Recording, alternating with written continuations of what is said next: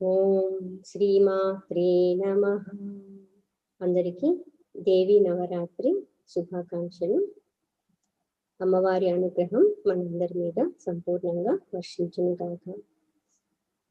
శ్రీదేవి భాగవతంలో ద్వితీయ స్కందంలో పాండవుల యొక్క జన్మ వృత్తాంతాన్ని గురించి, కర్ణుని జననం గురించి, పాండురాజు యొక్క జీవిత చరిత్ర గురించి చెప్పుకొనున్నాము. జగదంబిక యొక్క అనుగ్రహంతో చివరి దశలో ఉన్నటువంటి ధృతరాష్ట్ర, గాంధారి, కుంతీదేవులకి వాళ్ళ యొక్క కుమారుణ్ణి వేదవ్యాసుల వారు అమ్మవారి అనుగ్రహంతో చూపించడం జరుగుతుంది. తిరిగి వాళ్ళని స్వర్గలోకానికి వెళ్ళమని చెప్తారు. దీని తరువాత పరీక్షిత్ మహారాజు గారి చరిత్ర వస్తుంది.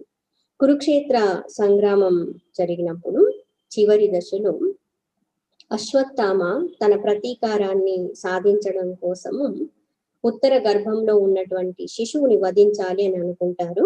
వంశనాశనం చెయ్యాలి, పాండు వంశం అన్నటువంటిది ఉండకూడదు అనేసి అస్త్ర ప్రయోగం చేయడం జరుగుతుంది.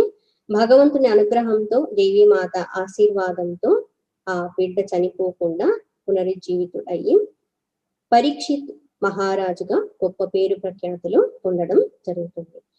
ఈ పరీక్షిత్ మహారాజు గారు జన్మించిన తర్వాత కొన్ని సంవత్సరాలకి ద్వాపర యుగం చివరి దశలో ఉంటుంది, కలియుగం ప్రారంభం కాబోతూ ఉంటుంది. ఆ సమయంలో భూమండలం మీద అనేక ఉపద్రవాలన్నీ కూడా రావడం జరుగుతుంది. కురుక్షేత్ర సంగ్రామం అయిపోయిన తర్వాత ధర్మరాజు గారు పరిపాలన కొనసాగిస్తూ ఉన్నప్పుడు శ్రీకృష్ణుల వారు ద్వారకకి వెళ్ళిన తరువాత అక్కడ ఉన్నటువంటి యాదవులందరూ కూడా మునుల యొక్క శాపవశాత్తు ఒకరితో ఒకరు పోట్లాడుకొని అందరూ కూడా వధింపబడతారు, ఒకరినొకరు చంపుకోవడం జరుగుతుంది. బలరాముల వారు ఆదిశేష భగవాన్ అంశ కాబట్టి ఆయన అవతారాన్ని ముగించి వెళ్ళిపోతారు. శ్రీకృష్ణుల వారు ఒక బోయవాని యొక్క బాణానికి బలి ఆయన కూడా దేహాన్ని పరిత్యజిస్తారు. రాముల వారు, కృష్ణుల వారు అవతార మూర్తులు. వాళ్ళ దేహాలు పాంచభౌతికమైనటువంటివి కాదు, సచ్చిదానంద స్వరూపాలు. తిరిగి స్వధామానికి వెళ్ళడం జరుగుతుంది. అయితే ఈ సంఘటన జరగడానికి ముందుగా అర్జునుల వారిని రమ్మని చెప్పడము, ద్వారక 7 రోజుల్లో సముద్రంలో మునిగిపోబోతుంది కాబట్టి ఇక్కడికి వచ్చి స్త్రీలని, వృద్ధుల్ని, పిల్లల్ని రక్షించాలి అని శ్రీకృష్ణుల వారు సందేశం పంపించుంటారు. అర్జునుల వారు వచ్చేసరికి వినాశనం అంతా జరిగి ఉంటుంది. అక్కడ ఉన్న వాళ్ళని రక్షణ చేయడానికి తీసుకొని వెళ్తూ ఉంటే దారిలోనే చాలా మంది బోయలుగా ఉన్నటువంటి వాళ్ళు దాడి చేయడము, ఎంతో శౌర్య పరాక్రమాలు కలిగి ఉన్నటువంటి అర్జునుడు వాళ్ళ చేతుల్లో ఓడిపోవడం కూడా జరుగుతుంది. భగవంతుని అనుగ్రహం ఉన్నట్లయితే ఏదైనా సాధించవచ్చు. సద్గురువుల ఆశీర్వాదం, భగవంతుని అనుగ్రహం ఉన్నట్లయితే. ఒకసారి ఆ అనుగ్రహం తప్పినట్లయితే స్థితిగతులే మారిపోతాయి. అంతటి వీరుడైనటువంటి అర్జునుడు కూడా సామాన్య బోయల చేతుల్లో ఓడిపోవడం జరుగుతుంది. వేదవ్యాసుల వారిని అడుగుతారనమాట, ఇదేంటి మహాత్మ, నాకు ఇటువంటి స్థితి వచ్చింది అంటేను తిరిగి నీకు ఉన్నతమైనటువంటి స్థితి రాబోయేటువంటి వాళ్ళు కలుగుతుంది అని చెప్తారు, ఆశీర్వదించడం జరుగుతుంది. అక్కడ నుండి తిరిగి వచ్చిన తర్వాత శ్రీకృష్ణుల వారి నిర్యాణాన్ని గురించి తెలియజెప్పడము, ధర్మరాజు గారు విరక్తి చెంది ఆ రాజ్యాన్ని పరీక్షిత్ మహారాజు గారికి 36 సంవత్సరాల వయసు ఉంటుంది దాదాపుగా. సమయంలో ఆయనకి పట్టాభిషేకం చేసి పాండవులు ద్రౌపదితో సహా స్వర్గారోహణం చేయడం జరుగుతుంది. పరీక్షిత్ మహారాజు గారు భూమండలాన్ని ధర్మబద్ధంగా పరిపాలన చేస్తూ ఉంటారు. కలిని నిర్జించి ధర్మాన్ని 4 పాదాల మీద నడిపించినటువంటి మహానుభావుడు. కానీ దురదృష్టవశాత్తు అనుకోకుండా ఒక రోజు అడవికి వేటకి వెళ్ళినప్పుడు చాలా ఆకలి దప్పులతో ఉంటారు, చాలా విసుగు చికాకుగా ఉన్నటువంటి సమయంలో దాహం తీర్చుకోవడం కోసం పక్కనే కనిపిస్తూ ఉన్నటువంటి ఆశ్రమానికి వెళ్తారు. అక్కడ ఒక మహానుభావుడు సాధన చేసుకుంటూ ఉంటారు, ధ్యానం చేస్తూ ఉంటారు. అక్కడికి వెళ్ళి గట్టిగా నీళ్లు కావాలండి, ఇలా దాహం తీర్చుకోవాలనుకుంటున్నాను అనేసి ఆయన చెప్తూ ఉన్నా కూడా మహానుభావుడు ఆయన స్వస్వరూప స్థితిలో ధ్యానమగ్నుడై ఉండటం వల్ల భగవంతుని యందు మనస్సు లగ్నం చేసి ఉన్నారు. ఈ మాటలు వినిపించుకోరనమాట. అప్పుడు రాజుకి ఎప్పుడూ లేనటువంటిది పరీక్షిత్ మహారాజుకి విపరీతమైన కోపం వచ్చి పక్కనే చచ్చి పడి ఉన్నటువంటి పాముని ఆ ధనుసు యొక్క కొనతో తీసి ఆ మహాత్ముని యొక్క భుజాల మీద మెడ చుట్టూ వేసి వెళ్ళిపోతారు.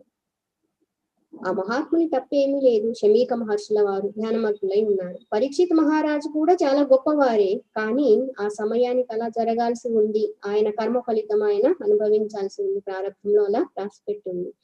ఈ విషయాన్ని ముని బాలకుల ద్వారా విన్నటువంటి శమీక మహర్షి యొక్క కుమారుడు శృంగి, ఎంతటి దూర్తుడు ఆ రాజు, కందమూల ఫలాలు స్వీకరిస్తూ ఎవరికి ఏ అపకారం తలపెట్టకుండా తన సాధన తాను చేసుకుంటూ దైవ ధ్యానం చేసుకునేటువంటి ఒక మునిని ఈ విధంగా అవమానించవచ్చా? అడిగే వాళ్ళు లేరని కదా ఈ విధంగా చేస్తున్నాడు ఆ రాజు. అయినా రాజులు గృహస్థులుగా ఉన్న వాళ్ళు మహాత్ములకి దాసులుగా ఉండాలి, కానీ ఇంత అహంకారం ఎక్కడి నుండి వచ్చింది ఆ రాజుకి? హరిహరాదులు అడ్డైనా సరే 7 రోజుల్లో తక్షకుడు అనేటువంటి పాము చేత కాటు వేయబడి ఆ పరీక్షిత మహారాజు మరణించునుగాక అని శాపమిస్తారు. శృంగి అన్నటువంటి ఆయన చిన్న వయసులో ఉన్నప్పటికీ కూడా గొప్ప తపస్సంపన్నుడు కావడం వల్ల ఆయన వాక్కు వెంటనే ప్రతిఫలించడము జరుగుతుంది. ఈ శాపాన్ని గురించి తెలుసుకున్నటువంటి పరీక్షిత్ మహారాజు గారు అందరికీ తెలియపరుస్తారు. ఆయన ఉన్నత స్థితిని పొందాలని ప్రయత్నం చేస్తూ ఉంటారు. శ్రీమద్ భాగవతంలో వచ్చేసి పరీక్షిత్ మహారాజు గారు సర్వసంగ పరిత్యాగి అయిపోయి నదీ తీరానికి వెళ్ళి ఆయన సాధన చేసుకోవాలి, భగవతత్వాన్ని పొందాలి అని అనుకున్నప్పుడు ఋషులు మునులు అందరూ అక్కడికి రావడము, తర్వాత సాక్షాత్తు వేదవ్యాస మహర్షుల వారి కుమారుడైనటువంటి సుఖ మహర్షుల వారు అక్కడికి వేంచేసి శ్రీమద్ భాగవతాన్ని బోధించడము, 7 రోజుల పాటు భాగవత సప్తాహాన్ని నిర్వహించడం జరిగింది అనేసి శ్రీమద్ భాగవతంలో చెప్పున్నారు. ఇక్కడ దేవి భాగవతంలో వచ్చేసి ఒక ఘట్టాన్ని గురించి చెప్పడం జరిగింది. ఇందులో వచ్చేసి పరీక్షిత్ మహారాజు గారు ఎప్పుడైతే ఈ శాపాన్ని గురించి తెలుసుకొని ఉన్నారో మంత్రులు మిగతా వాళ్ళందరూ కూడా ఆలోచించి ఈ విధంగా మహారాజుని పాము కాటుకు బలి చేయడం సబబు కాదు కదా, ఎలా అయినా రక్షించుకోవాలనేసి అనుకోవడము, రాజుగారికి చెప్పడము, అందరూ కలిసి ఏక స్తంభంతో కూడి ఉన్నటువంటి 7 అంతస్తులతో కూడినటువంటి భవనాన్ని నిర్మింపచేస్తారు. వెంటనే ఆ భవనంలో పరీక్షిత్ మహారాజు గారిని భద్రపరచాలి అనుకుంటారు, పాము కాటు వేయకుండా. ఈ కథ ఎప్పుడో చిన్నప్పుడు ఎక్కడో వినున్నాం అనమాట. ఈ కథ విన్నప్పుడు శ్రీమద్ భాగవతంలో కథ విన్నప్పుడు కొంచెం సందేహంగా ఉండేది. ఈ కథ ఎక్కడుందా, అంటే ప్రజలు తరతరాలుగా చెప్పుకుంటూ వచ్చిందా లేకపోతే ఎందులో అయినా ఉన్నటువంటిదా అని ఒక సందేహం ఉండేది.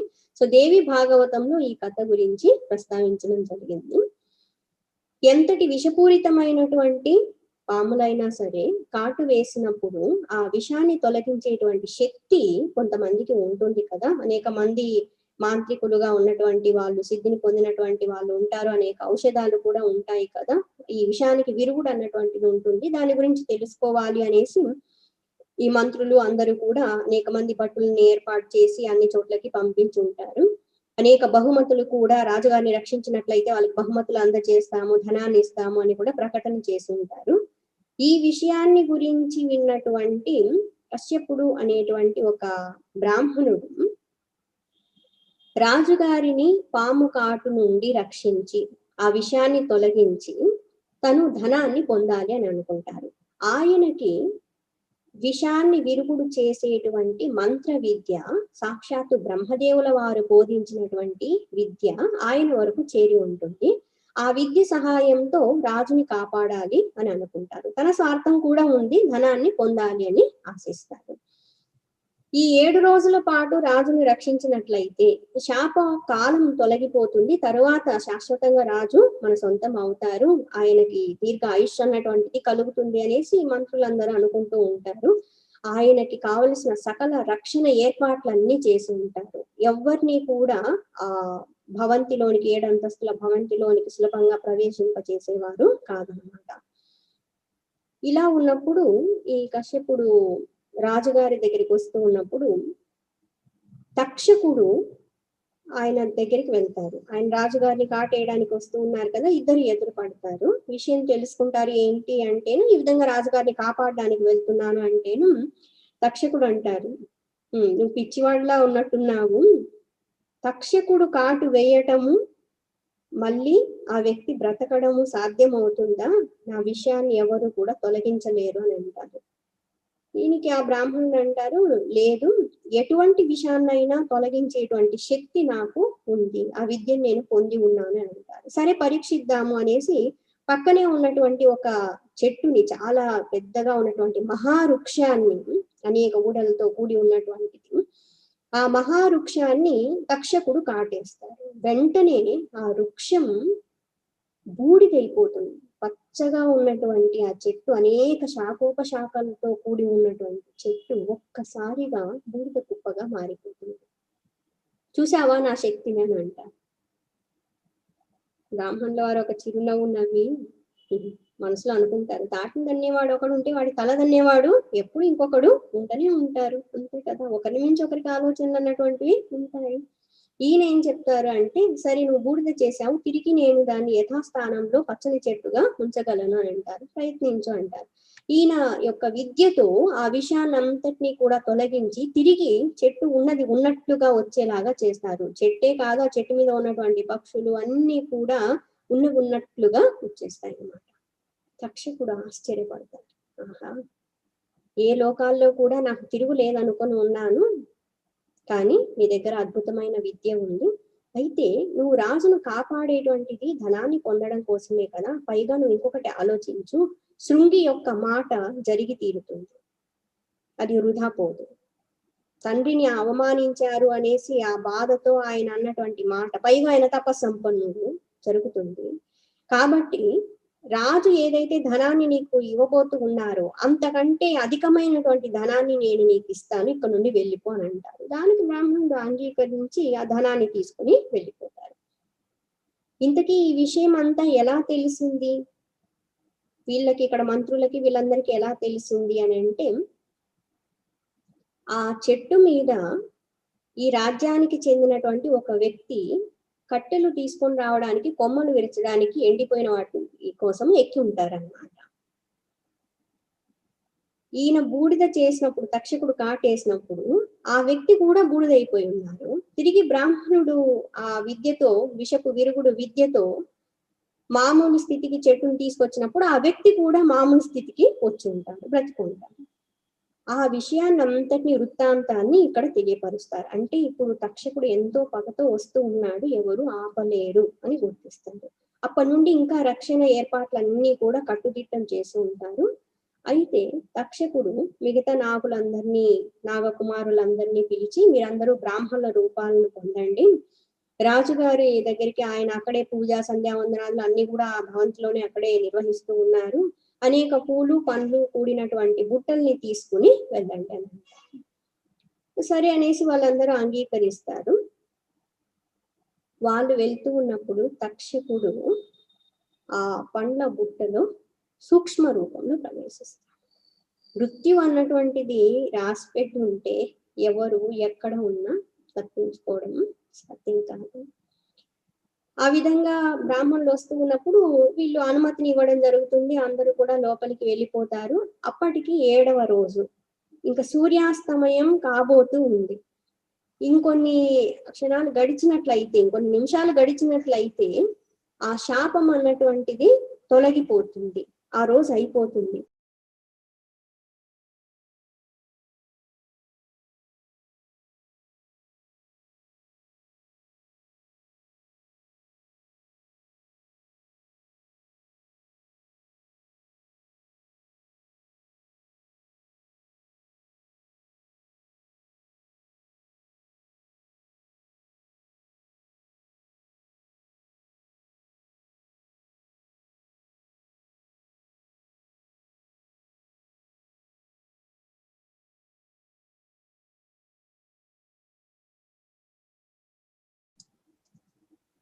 హరి ఓం.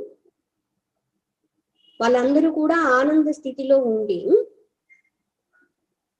ఆ పండ్లన్నింటినీ అందరూ తింటూ ఉన్నప్పుడు పరీక్షిత్ మహారాజు గారు అందరికి ఇచ్చి తాను ఒక పండుని తీసుకొని తినబోతూ ఉన్నప్పుడు ఆ పండుని ఇలా అనేసరికి అందులో నుంచి ఒక పురుగు బయటకు వస్తుంది, నల్లగా ఉన్నటువంటి పురుగు. ఏంటా అని చూసేసరికి అది పెరిగి పెద్దగా అయిపోయి తక్షకుడు పాము రూపం పొంది వెంటనే రాజుని కాటేయడం జరిగింది. ఈ విధంగా పరీక్షిత్ మహారాజు గారు తక్షకుడు అనేటువంటి పాము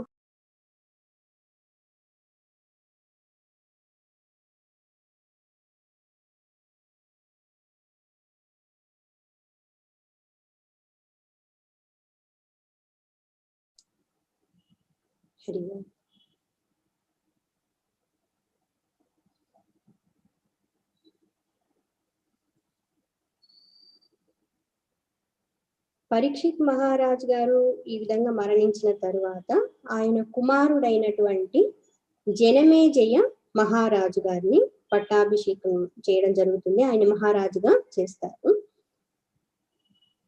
జనమేజయ మహారాజు చాలా ఉన్నతమైనటువంటి వ్యక్తిత్వాన్ని కలిగి ఉన్నటువంటి వారు. కాశీరాజు యొక్క కుమార్తెని వివాహం చేసుకుంటారు. సకల సుఖభోగాలని అనుభవిస్తూ ప్రజల్ని కన్నబిడ్డల్లాగా చూసుకుంటూ పరిపాలన కొనసాగిస్తూ ఉంటారు. ఎంతో ఉన్నతమైనటువంటి వంశానికి చెంది ఉన్నటువంటి వారు. ధర్మ సంస్థాపన చేస్తూ ఈ విధంగా పరిపాలన కొనసాగిస్తూ ఉన్నప్పుడు ఉదంకుడు అనేటువంటి ఒక వ్యక్తి తక్షకుడి మీద పగ సాధించాలి అని అనుకుంటూ ఉంటారు. ఆయన జనమేజయ మహారాజు గారి దగ్గరికి రావడం జరుగుతుంది.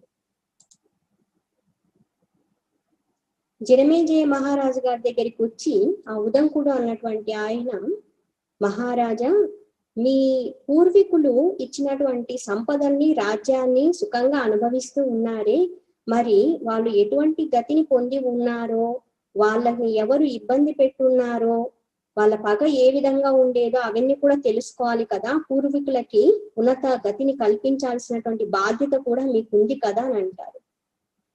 అదేంటి ఉదంక ఇలా అంటున్నారు, మా పూర్వీకులు చాలా గొప్ప వాళ్ళని నేను విని ఉన్నాను. అందరూ కూడా ఉన్నత స్థితిని పొంది ఉన్నత గతుల్ని పొంది ఉన్నటువంటి వారే. మీరు ఏ విషయాన్ని గురించి మాట్లాడుతున్నారు అని అంటారు. మీకు ఇంతవరకు తెలీదా? ఎవరు చెప్పలేదా? కావాలంటే ఇక్కడ వృద్ధాప్యంలో ఉన్నటువంటి మంత్రుల్ని అడిగి చూడండి. మీ తండ్రి పరీక్షిత్ మహారాజు గారి మరణం సామాన్యమైనటువంటిది కాదు. తక్షకుడు అనేటువంటి పాము కాటు వేయడం వల్ల ఆయన మరణించున్నారు. మీరు ప్రతీకారం తీర్చుకోవాల్సినటువంటి బాధ్యత మీకు లేదా? మీరు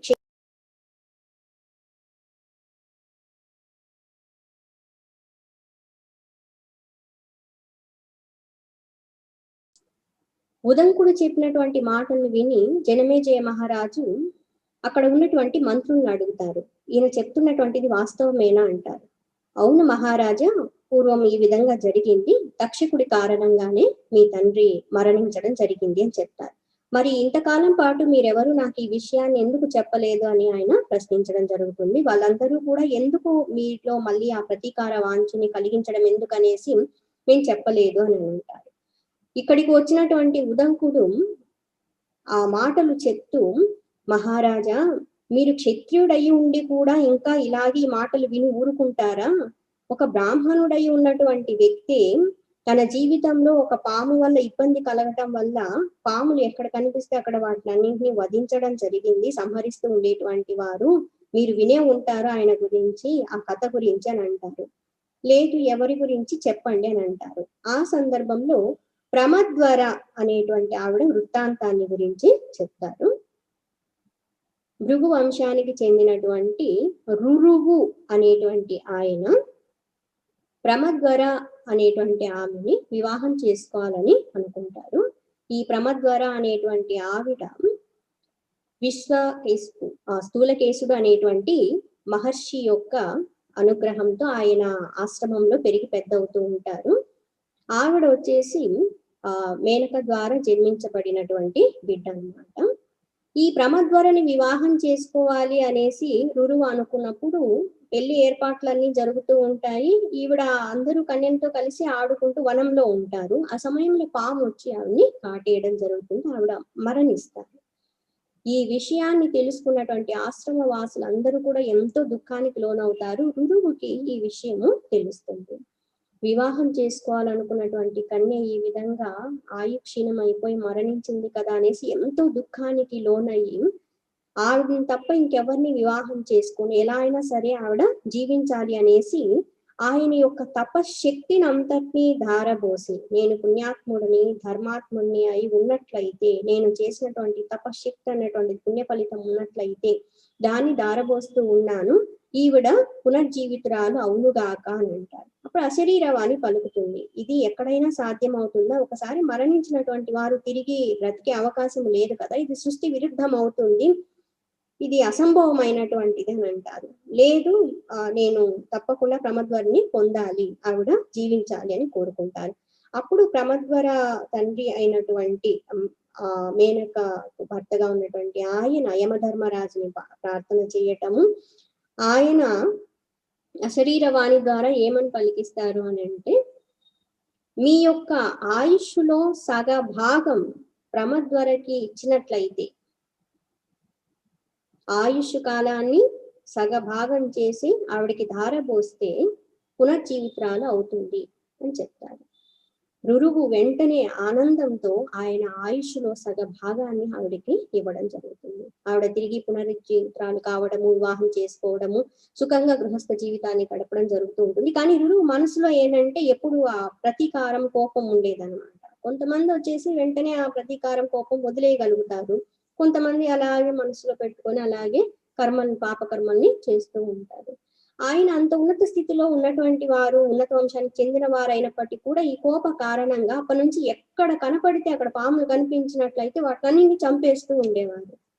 ఒక రోజున వచ్చేసి ఒక పాము దగ్గరికి వెళ్ళి దాన్ని చంపబోతూ ఉంటే డిండిబి అన్నటువంటి ఆ పాము, నన్ను సంహరించవద్దు, నేను పాముని కాదు, ఈ రూపాన్ని పొందాల్సి వచ్చింది అని అంటారు.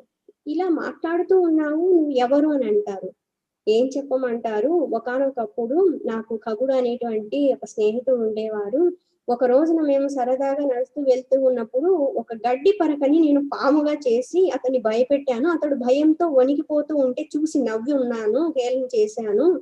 దాని కారణంగా ఖగుడికి కోపం వచ్చి, ఈ విధంగా నువ్వు గడ్డి పరక పాము చేసి నన్ను భయపెడతావా, పైగా నవ్వుతూ ఉన్నావా, నేను బాధపడుతూ ఉంటే, నువ్వు పాము అయిపోదువు గాక అని శాపం ఇచ్చున్నాడు. తరువాత నేను బాధపడి శాప విమోచనం చెప్పమంటే ఈ విధంగా రురువు అన్నటువంటి ఆయన ద్వారా నీకు శాప విమోచనం కలుగుతుంది అని చెప్తున్నారు. అన్నప్పుడు ఈ విధంగా ఆయన విషయాన్ని తెలుసుకొని ఆయన మామూలు రూపాన్ని పొందటము, ఇప్పటి నుండి ఏ పాముల్ని కూడా వధించకండి, ఇంత పగ పనికిరాదని చెప్పడము, అప్పటి నుండి ఆయన పాముని వధించడం, సంహరించడం మానుకోవడం జరిగింది. రాజా, ఒక బ్రాహ్మణ వంశంలో జన్మించినటువంటి వారే ఈ విధంగా పగ తీర్చుకున్నారంటే మీరు క్షత్రియులు కదా, మీరు ఊరుకుంటారా అనేసి ప్రేరేపిస్తారనమాట. కొంతమంది ఉంటారు కదా, చెడుకి ఎక్కువ ప్రేరణ కల్పిస్తూ ఉంటారనమాట. తన పగ సాధించుకోవడం కోసము ఔదంకుడు ఈ జనమేజయ మహారాజుని ఒక పాచికలాగా వాడుకుంటూ ఉన్నారని చెప్పొచ్చు అనమాట.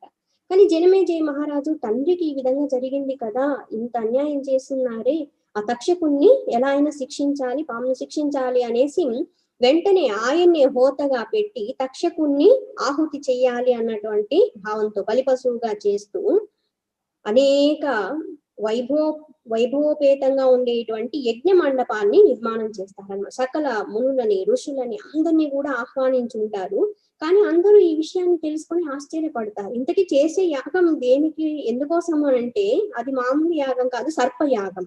సర్పయాగం అందరూ చెయ్యరు. ఒక రకంగా చెప్పాలంటే కొంచెం తామసిక గుణంతో కూడినటువంటిది. సర్పయాగం చేసేది ఎవరు అంటే సామాన్యులు కాదు, జనమేజయ మహారాజు గారు ఆహ్వానించున్నారు. అందరూ రాక తప్పలేదు, వెళ్ళున్నారు.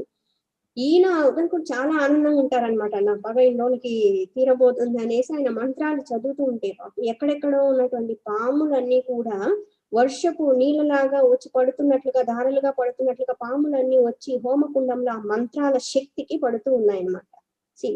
మంత్రాలకి చాలా అద్భుతమైనటువంటి శక్తి ఉంటుంది.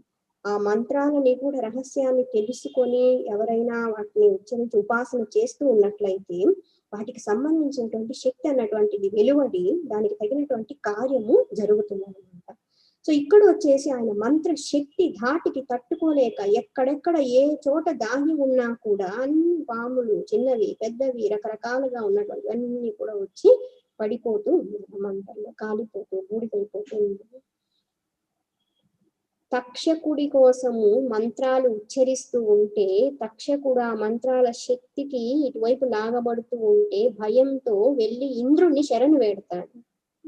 మీరేమో దైవ కార్యం అన్నారు, ఆ ఋషిపుత్రుని మాట జరగాలన్నారు, నేనేమో కార్యం చేసి వచ్చున్నాను, నాకు ఈ విధమైన పరిస్థితి వచ్చింది, ఇప్పుడు నన్ను రక్షించే వారెవరు అనేసి వేడుకుంటే ఇంద్రుల వారు అభయం ఇస్తారు.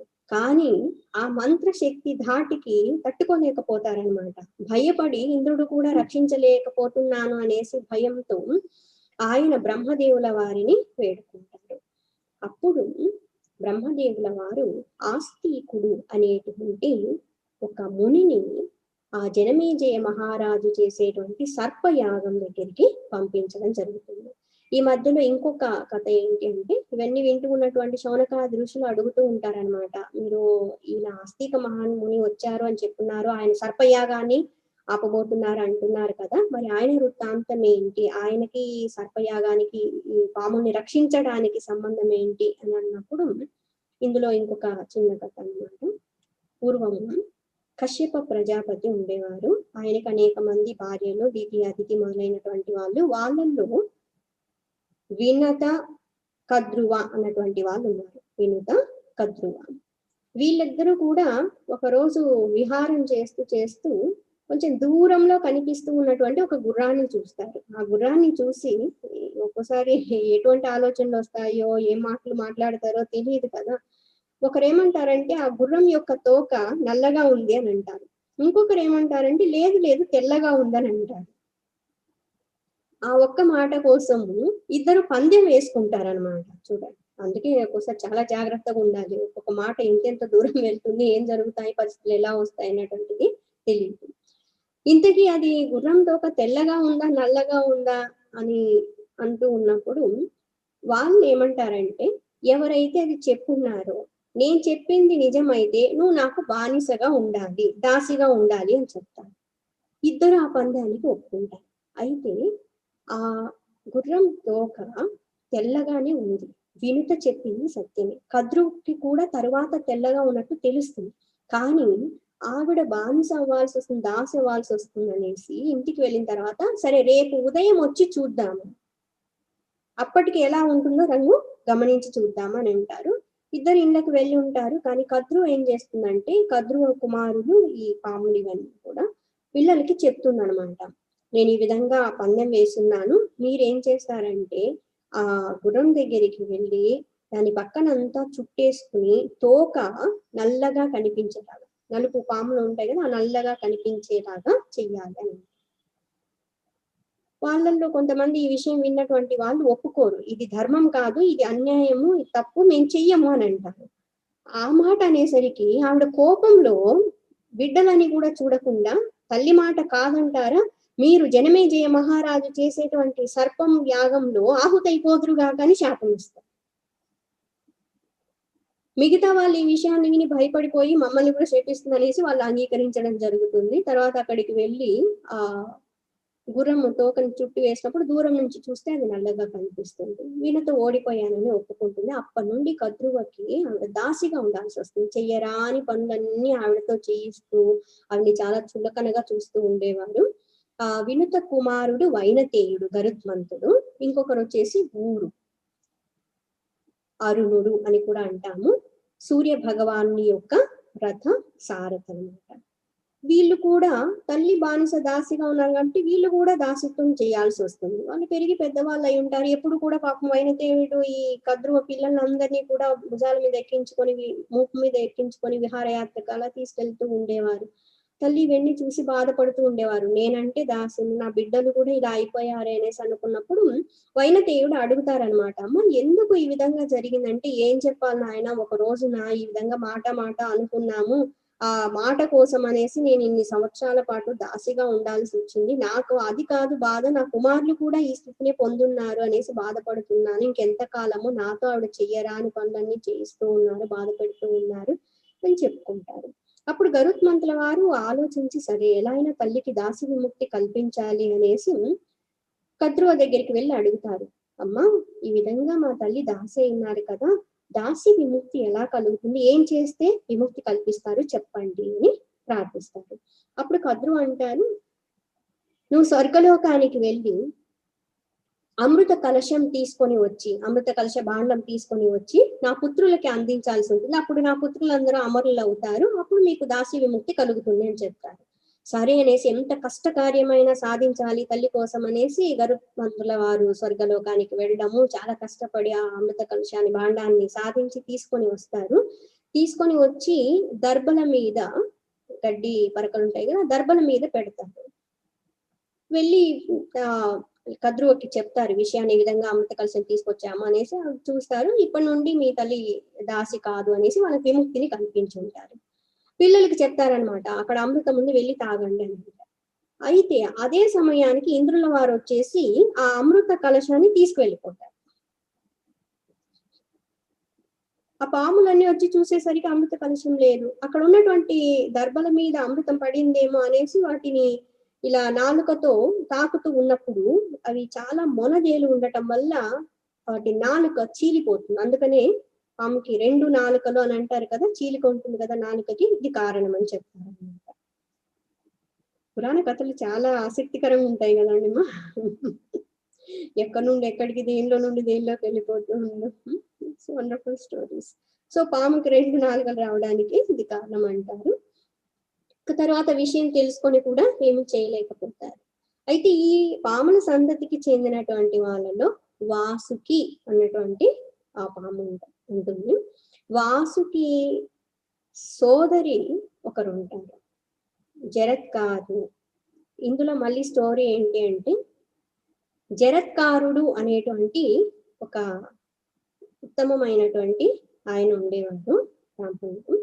ఆ జరత్కారుడు ఒకసారి అరణ్యంలోకి వెళ్తూ, ఆయనకి ఏంటంటే ఈ గృహస్థ జీవితం అవన్నీ ఇష్టం ఉండేవి కాదనమాట. తపస్సు చేసుకోవాలి, తాపసికమైన జీవితాన్ని గడపాలి అనేసి అరణ్యాల్లో ప్రయాణం చేస్తూ వెళ్తూ ఉంటారు.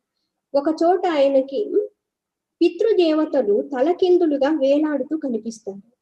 ఇదేంటి పితృదేవతలు ఈ స్థితిలో ఉన్నారు అనేసి వాళ్ళకి నమస్కరించి ప్రార్థించి, ఎందుకు మీకు ఈ గతి కలిగింది, మా పితృదేవతలు ఎంతో ఊర్ధ్వలోకాల్ని పొంది ఉంటారు అనుకున్నామా అంటే, ఎక్కడ నాయన మేము ఊర్ధ్వలోకాల్ని పొందేది, మన వంశ అభివృద్ధి జరగలేదు, నువ్వు ఒక్కడివే కదా ఉన్నావు, నువ్వు గృహస్థుడవయ్యి మాకు శ్రాద్ధ కర్మలు నిర్వర్తించినట్లయితే మేము ఉత్తమ గతుల్ని పొందడానికి అవకాశం ఉంటుంది, నువ్వేమో ఈ విధంగా తపస్సు కోసం అనేసి అరణ్యాల్లోనికి వచ్చి ఉన్నావు, మాకు ఊర్ధ్వలోకాల్ని కలిగించిన ఆయన అనేసి పితృదేవతలందరూ వేడుకుంటారు. ఆయన ఏం చెప్తారు అంటే, ఆయనకి వాస్తవానికి వివాహం చేసుకోవడం అవన్నీ ఇష్టం లేదు. నా పేరుతోనే ఉన్నటువంటి వారు ఎవరైనా వచ్చి అడిగినట్లయితే నేను వివాహం చేసుకుంటాను అని అంటారు. అంటే జరగకపోవచ్చు అన్న ఉద్దేశం. కానీ కొంతకాలానికి వాసుకి సోదరికి అదే పేరు ఉంటుందన్నమాట, జరత్కారుడు. ఆవిడ్ని ఇచ్చి వివాహం చెయ్యాలనేసి ఆయన దగ్గరికి వచ్చి అడగడము, ఆయన అంగీకరించడము జరుగుతుంది. అయితే ఆయన చెప్పుకుంటారనమాట, ఎప్పుడూ కూడా నాకు ఇబ్బంది, కోపం కలిగించేటువంటి పని చెయ్యకూడదు, అలా చేసినట్లయితే నేను వదిలేసి వెళ్ళిపోతాను అని చెప్పుకుంటాను. ఈ స్టోరీలో ఈ నియమాలన్నీ చాలా కండిషన్స్ ఉంటాయి అన్నమాట. ఇలా చెప్పినప్పుడు ఆవిడ దానికి అంగీకరించి ఉంటారు, వాసుకి సోదరుడు కూడా అంగీకరించి ఉంటారు. చక్కగా వివాహం జరుగుతుంది, గృహస్థ జీవితాన్ని కొనసాగిస్తూ ఉంటారు. ఆవిడ చాలా వినయ విధేయతలతో ఉన్నతమైనటువంటి శుశ్రూష సేవలన్నీ చేస్తూ ఉంటారు. ఆయనకి ఏ విధమైన ఇబ్బంది కలగకుండా చూసుకుంటూ ఉంటారు. కానీ ఒక రోజు సాయంకాలం అవుతూ ఉంటుంది, ఆయన ఇంకా నిద్రపోతూ ఉంటారన్నమాట. పూర్వకాలం ఏంటంటే ఈ నిత్య నైమిత్తిక కర్మలు తప్పనిసరిగా చేసేవారు. ఏ సమయంలో అవి చేయాల్సి ఉంటుందో తప్పకుండా చేయాల్సి ఉంటుంది, లేకపోతే అది ప్రత్యవాయ దోషం వస్తుంది, మళ్ళీ ధర్మ విరుద్ధం కూడా అవుతుంది. ఆయన సాయంకాలం అవుతున్నా అలా నిద్రపోతూ ఉండేసరికి సంధ్యావందనం చేయాల్సి ఉంది కదా, రోజు ఈయన సంధ్యావందనం చేస్తూ ఉన్నారు, సమయం మించిపోతూ ఉంది, ఈయనేమో ఇంకా నిద్రలో నుండి లేవటం లేదు. ఒకసారి ఆలోచిస్తారు, నిద్ర లేపితే నిద్రాభంగం అవుతుంది, ఆయన కోపం వస్తుంది, నన్ను ఏమంటారో వెళ్ళిపోమంటారేమో తెలియదు, అలా చెయ్యకుండా ఉన్నట్లయితే ధర్మగ్లాని కలుగుతుంది, ఆయన కర్తవ్యాన్ని ఆయన నిర్వర్తించాల్సి ఉంది.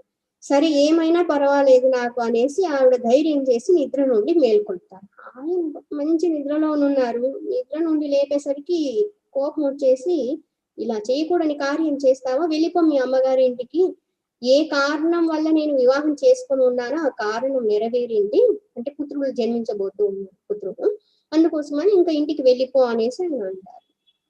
తర్వాత విషయం తెలుసుకుంటారు, కానీ ఆవిడని పంపించేసి ఉంటారు. ఆవిడకి జన్మించినటువంటి వారు ఆస్తిక ముని. ఈ ఆస్తిక ముని ఈ వాసుకి వీళ్ళందరూ పాముల నాగజాతికి చెందిన వాళ్ళు కదా, వీళ్ళకి బంధువు అనమాట. సాక్షాత్తు వాసుకి మేనల్లుడే అవుతాడు. ఈ ఆస్తిక ముని జనమేజయ మహారాజు చేసేటువంటి సర్పయాగాన్ని గురించి విని బ్రహ్మదేవుల వారు పంపించటం వల్ల అక్కడికి రావడం జరుగుతుంది. అంతటి మహాముని ఏం చేసేసరికి ఆయన చాలా ఉన్నత స్థితిలో ఉన్నవారు, ఆ కాలంలో చాలా గొప్ప ప్రసిద్ధి చెందినటువంటి వారు. వెంటనే జనమేజయ మహారాజు గారు ఆయన ఆహ్వానించి ఆదరించి అర్ఘ్య పాద్యాదులు సమర్పించి పూజించి యజ్ఞయాగాది కర్మలు చేస్తూ ఉన్నప్పుడు ఎవరైనా వచ్చినట్లయితే వాళ్ళకి కావాల్సినటువంటి దాన ధర్మాలు చేయాల్సి ఉంటుంది, సంతృప్తి పరచాల్సి ఉంటుంది. ఏదైనా సత్కారం చేసేటప్పుడు సత్కార్యంలో భాగంగా మందిని సంతృప్తుల్ని చేయాల్సి ఉంటుంది. ఆయన అలా వచ్చినప్పుడు ఆయనకి అతిథి మర్యాదలు చేసి మహానుభావం మీకేం కావాలో కోరుకోండి అని అంటారు. ఆయన ఏమని కోరుకుంటారంటే, మహారాజా ఆడిన మాట తప్పనటువంటి వారు, ఉన్నత వంశానికి చెందినటువంటి వారు ఒక్క మాట అడుగుతున్నాను, నెరవేర్చగలరు అంటారు. ఏంటి చెప్పండి అంటే, ఈ సర్పయాగాన్ని ఆపేయాలి అని అంటారు. జనమేజయ మహారాజు గారు అనుకుంటారు, యాగానికి వచ్చి ఏదో ఇస్తే తీసుకెళ్తారు అనుకుంటే ఈయన యాగాన్ని ఆపేయమంటున్నారు. సరే ఇది విధివశాత్తు జరగాల్సి ఉంది అనేసి ఆయనకి ఇచ్చిన మాట ప్రకారము సర్పయాగాన్ని నిలిపివేస్తారు. కొన్ని క్షణాలు గడిస్తే ఆ మంత్ర శక్తులకి తక్షకుడు వచ్చి అగ్నిలో పడాల్సి ఉందన్నమాట. కానీ ఆస్తికముని అనుగ్రహంతో ఆయన రక్షింపబడతారు. సర్పయాగం అన్నటువంటిది అంతటితో ఆగిపోతుంది. అక్కడికి ఏం చేసినటువంటి వైశంపాయన వారు జనమేజయ మహారాజు గారికి, ఆయన ఇప్పుడు ఈ యజ్ఞం ఈ విధంగా ఆపవలసి వచ్చింది కదా, ఇవన్నీ కూడా సంపూర్ణం అవ్వడం కోసము, నీకు మనశ్శాంతి కలగడం కోసము, మీ పూర్వీకుల గురించి తెలుసుకోవడం కోసము మహాభారతాన్ని బోధిస్తున్నాననేసి ఈయన జనమేజయ మహారాజు గారు అడిగినప్పుడు ఆయన వైశంపాయనుల వారు బోధ చేయడం జరుగుతుంది. అప్పటికి ఇంకా మనశ్శాంతి కలగకపోయేసరికి అక్కడికి అప్పుడే ఏం చేసినటువంటి వేదవ్యాస మహర్షుల వారు విషయాలన్నీ తెలుసుకొని జనమేజయ మహారాజుని ఆశీర్వదిస్తారు. ఆయన నీకు సంపూర్ణ మనశ్శాంతి కలగాలి అంటే, మీ పూర్వీకులందరూ కూడా ఉన్నతగతుల్ని పొందాలి అంటే దేవీ భాగవతాన్ని శ్రవణం చేయాల్సి ఉంటుంది అని చెప్తారు. ఆ దేవీ మాతకి మందిరాన్ని నిర్మింపచేసి దేవీ మాత కోసం యజ్ఞయాగాది కర్మలు చేసి యాగాన్ని చేసి అమ్మవారి యొక్క దివ్య లీలల్ని శ్రవణం చేసినట్లయితే సంపూర్ణ మనశ్శాంతి ఆనందం కలుగుతుంది అని చెప్తారు. మహానుభావ, ఏ విధంగా యాగం చేయాలి, ఆ అమ్మవారి యొక్క గొప్పతనం ఏంటి, నాకు దేవి భాగవతాన్ని బోధించండి అనేసి జనమేజయ మహారాజు ప్రార్థించడం జరుగుతుంది. ఇంతటితో దేవి భాగవతంలో ద్వితీయ స్కందం సంపూర్ణం. తృతీయ స్కందం ప్రారంభంలో త్రిభువనేశ్వరి మాత యొక్క ఉన్నతమైన లీలల గురించి బోధ చేయడము జరుగుతుంది. త్రిమూర్తుల్ని ఏ విధంగా సృష్టించడము, త్రిమూర్తుల్ని ఏ విధంగా చూస్తారు, ఈ ఘట్టాలన్నీ కూడా రాబోతున్నాయి. రేపటి రోజున చెప్పుకున్నాం. హరి ఓం శ్రీమాత్రే నమః. హరి ఓం.